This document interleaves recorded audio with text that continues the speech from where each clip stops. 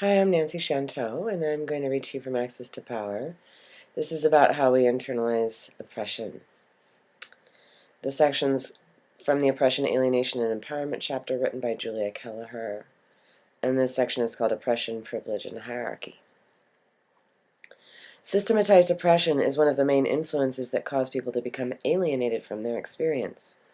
When large groups of people hoard power and deny others access, this is oppression, and it is exercised, implemented, and codified into practice in law by the privileged elite.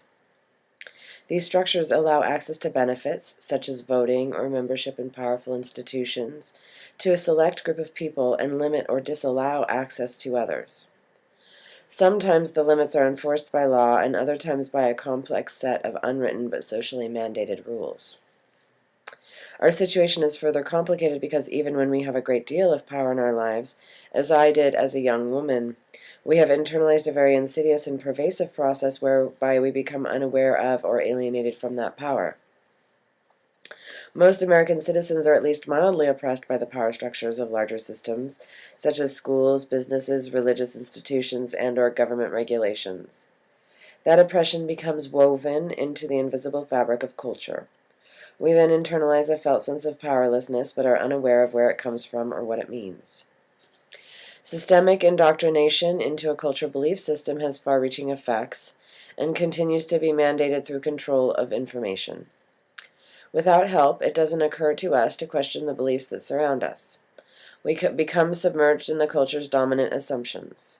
Then individualism and competition further separate us from access to knowledge by isolating us from each other. Alienation from our bodies, our minds, our instincts, and our communities prevents us from truly experiencing the power to change almost anything. In the context of a dominant culture, we come to accept the way things are early in our lives, and unless we consider, analyze, and seriously challenge the social system, we remain blind and stuck. In the United States, within our competitive hierarchical class system, middle-class Americans embody both the oppressors and the oppressed, standing on some midpoint on the ladder of success, neither at the top nor bottom. We try hard to reach one more rung of success, seldom considering the cost to us or someone else. We internalize cultural and structural hierarchy when we take on the beliefs that support and continue our place in that hierarchy. This internalized hierarchical system has two elements: oppression and privilege. We internalize oppression when we recognize our one-down position and it becomes part of our self-definition. This reaction occurs to ensure our survival in the face of potential punishment or social rejection. In sociological theory, this primal survival mechanism is referred to as internalized oppression. Some people in very oppressive cultural or political circumstances cannot rebel against the internalization of oppression without continued threat of punishment. Even as people of democratic, developed countries who have gained more structural power in our lifetimes, we may never challenge our internalized oppression, as we still carry fear of social exclusion.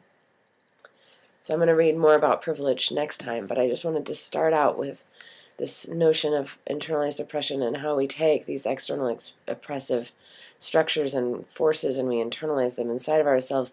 And this is a safety mechanism. This is something we're doing in order to be safe, to be invisible, to be free from punishment. So I hope that helps.